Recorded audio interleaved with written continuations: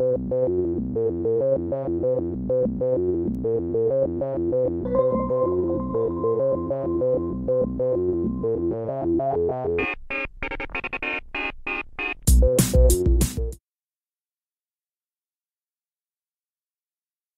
and welcome back to the History Hut as we continue our discussion of India. And let's talk about the status of women in India. Okay, this is a male-dominated society, except in tiny parts in the north and some parts in the south where women could, in fact, hold property and own businesses and pass their name on and become holy women. Women are idealized in art and literature, and there's a class of hereditary dancers who served in the temples, and also women who act as courtesans, who are really well educated in things like music and poetry and flower arranging and mental puzzles and riddles. And so they seem to be the freest two groups of women. But from the Gupta era on, you start to see lots of restrictions on women. I mentioned this before. It's only upper caste women that have any access at all to education. And the best way to find out what people thought about women and their role in the world is to look at the Code of Manu, which is produced somewhere between 200 BC and 200 AD, first translated into English in the 18th century, and it's seen as an authoritative document. It's also called the Manu Smriti. We were talking about Smritris before. And so Manu is thought to be the progenitor of mankind, the first king to rule the earth, a man of great wisdom, absolute honesty. And in the Code of Manu, he's asked by people, what are the laws and what are we to do? What is our dharma? How should we act in the world? And so what he tells them is the words of the creator god Brahma. And so it covers tons and tons of things, but it does have some specific things to say about women. So there's about 1,000 chapters on everything from law to polity to pleasure, but it has a bit on women. So in the Manu Smriti, the Code of Manu, it says that women are fickle, lustful, untrustworthy sorts, but still deserving of respect. And that is kind of typical of humanity's approach to women down through the ages. Husbands should control their wives. They can't sell or repudiate them, but a husband can abandon his wife, and we saw this when we were talking about China as well, reasons for divorce. So a husband can abandon his wife if she's notorious. Everybody knows about her. If she's an alcoholic, if she has a disease, if she's a spendthrift, if she's cruel, or if she's insubordinate, or if she's been barren. So you have to wait until the 8th year of your marriage. And if she's only produced girls by the 8th year, you can start thinking about letting her go, and by I think the 11th year you can get rid of her. So there are ways. So barrenness, one of the big ones. A sick or a really virtuous wife can't be abandoned, so that's a good idea to be virtuous or just have a cough all the time. And he has to get her consent if he wants to have another wife, to add a wife.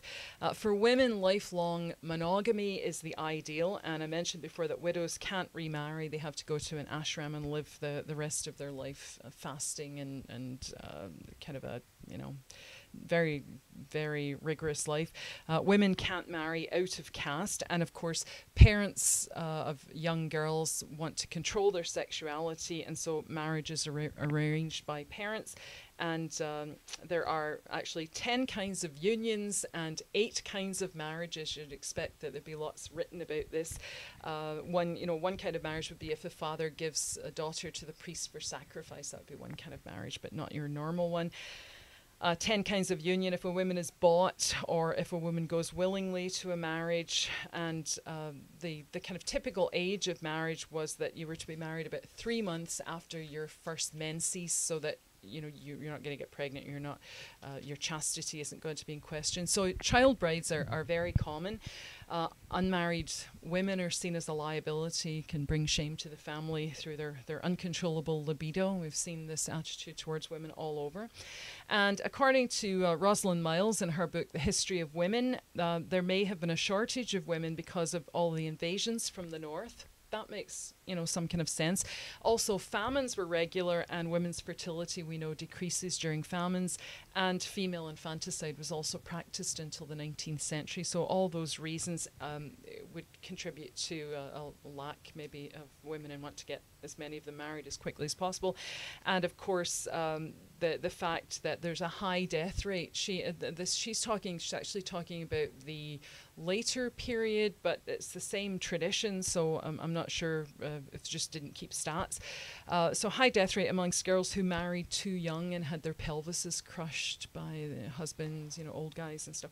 And of course, women aren't allowed to remarry, so even if you're widowed at the age of 12, then you're out of circulation. So really important to get these child brides into action as quickly as possible.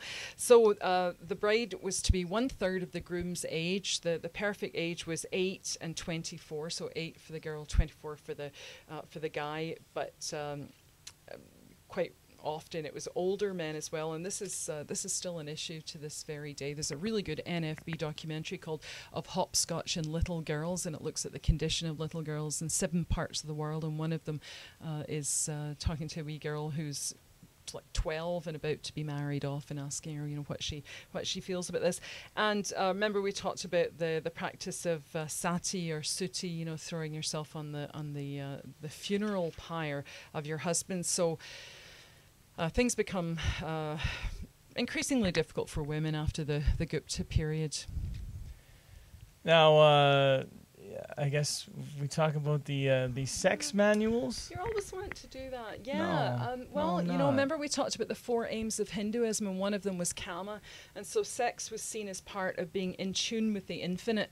So not just running around getting a girlfriend for the weekend. This is like really important stuff. So it's one of the 4 aims: dharma, artha, and moksha, the other 3. And you have the Kama Sutra, and I have the written copy of the Kama Sutra here if you want to read through it and just decide in your mind what these would all seem like, all these different actions. And if not, of course, there are always the 19th century illustrated versions of the Kama Sutra. That's one. And this one is a particularly difficult maneuver. This one here with you need to have spotters and helpers, And then there's the also infamous pop-up Kama Sutra. So there's all sorts of versions of this, but it's not just, how to do it, it's how to do it properly. So it's, the mechanics, but it also talks about the need to satisfy both partners. And it classifies love into 4 different types: the love of intercourse, the love of mutual attraction, specific little bits like kissing, the one-sided and unreciprocated love for a particular person. And it's really cool. I mean, it talks about the sounds that people should make, the kind of scratching they should do. So it's got like all sorts of interesting things in it. And it talks about 7 different types of congress between men and women. And it classifies, and it really kind of tells you what to do. I'm sure that in most cases everything's fine, but it tells you what to do if you run into a little problem. So for instance, it says a man with a small lingam who marries a woman with a big yoni obviously is faced with a problem when she says, "Have we done it already? Because I didn't feel a thing." And he's like, "Oh no." So at the Kama Sutra, you just go back to the Kama Sutra, and it says, well, stick a coil of metal around it, get stuck back in there, or put a buffalo horn on it to increase its size, and just get started again. So it solves all sorts of practical problems. Because who doesn't have a buffalo horn kicking around the bedroom? Well, of course. Well, you have to learn whether yours is the appropriate size or not, and then act accordingly. In fact, I have a Viking helmet up in the corner up there, and it's got what looks like a buffalo horn attached to it. So if anybody ever needs any help, that's where they could go. It also gives an idea of classifies men and women as different animals, and says what are the appropriate equal partnerships. And if you were, say you were a man and you were considered to be a bull, and the woman that you wanted to sleep with was a deer or an elephant, that would be a bad idea, because a bull should be mating with a mare. So you have to kind of find out what people are like. Or a man with small passion, you can't marry him off to a woman with great passion. You have to find him somebody that isn't really interested in sex either, otherwise they'll have a terrible time together. So unions according to passion, really good stuff. I mean, one of the best parts is that, like the Chinese sex manuals, everything gets really great names. So you get all these lists of great names. So it's not like, oh, I think I'll try position 41. It's like, I think I'll try the creeping twine embraces the big tree. You're like, oh, okay, we'll do that. So the twining of a creeper, when a woman clings to a man as a creeper twines around a tree and bends his head to hers to kiss him and makes the noise soot soot because they actually tell you about the noises. So lots of different names for all sorts of things. And then it tells you as well, women that are not to be enjoyed, women that you have to stay away from. So it really is a discussion of absolutely everything. So and I'm not sure you'd have to be told this, but you shouldn't really be sleeping with lepers. You could get messy. You know, you might be at the bar and you notice one of their fingers falls off. That would be a good sign that this is a leper. Move on. A lunatic, you know, and sleep with a lunatic. Sometimes you don't find out till afterwards, though. The next day. An outcast, you don't sleep with an outcast. Women who reveal secrets.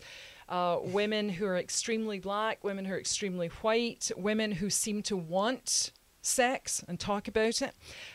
Bad smelling women, you don't want them. Well, that's a given. Yeah, you know, I think that would go with the leper. And the wife of a relation or a near relation. And but there's another little thing in there that says that some say that any woman who's been enjoyed by 5 men is fit and proper to be enjoyed, so she's okay. You're like, oh, okay, so you have a regular clientele, that's fine. Men to be enjoyed by courtesans. Anybody in the list is quite long, but it really basically is anybody that's got money and has a position of authority and thinks himself to be handsome and who is fortunate or who is an only son with a wealthy father. Go for it. You know, so you get all of these kind of life lessons in the Kama Sutra. And here's just a couple of color. Well, you don't have to look. Color overheads, because of course this is art as well. Silly, this is art, but I'm always thinking that you'd probably have to have been at the gym and made sure that you were incredibly flexible, or bits of you would fall off. I think, you know, you couldn't really stretch like that. The guy, you know, doing the crab, there's the woman, totally disinterested, like, how long is this going on for? Okay, I think I'll just look at my feet while this guy finishes up. Quite often I've got one here. Quite often the women are multitasking. So here she is having sex atop this lovely man and shooting a bird for dinner. You want to see a little arrow in the top, and you just look at the top corners. And again, the incredible flexibility. But in this one, you need friends, because you have to have a spotter to hold onto your ankles so that you don't hurt yourself or fall over and hurt each other. And then one of my favorites, and I actually saw this in a hotel that I was in Agra, and I was going down the corridor, and I thought, oh, what a beautiful picture of a horse. And then I got close up and realized that it wasn't actually a horse. It was about 12 people in sexual congress in the shape of a horse chasing a woman dressed up as a peacock. Yeah, so as you do. So, but you know, to be totally serious, an incredible book that really explains things to people so that they don't make any mistakes and so that they can enjoy their life. And if in fact one of the 4 aims of Hinduism is kama, how to enjoy, then this is the proper guide, and this incredible art form that comes along with it. Problematic in the West, and of course I had trouble bringing the pop-up Kama Sutra home through customs. You know, I had to explain. Yeah, it was just for historical purposes. I had it because, you know, those customs guys don't always understand. They're a mean group of people. They are. They look mean as well. They're scary. I'm like, you're really? From Canada? Why are you coming back to Canada? Yeah. What were you doing somewhere else? I'd never got through if it was American customs. They'd just have taken it off me. I'm sure. But yeah, just beautiful artwork that goes along with the Kama Sutra. So that's just a few things that we've hopefully learned about India. You think? Well, and if they didn't learn, they can start over again and just watch the whole thing from the start. That's right. And don't just watch the bit at the end with the pictures. Watch all of it. All right, well, that wraps up our discussion of India. Join us next time when we tackle some more historical goodness. Yeah.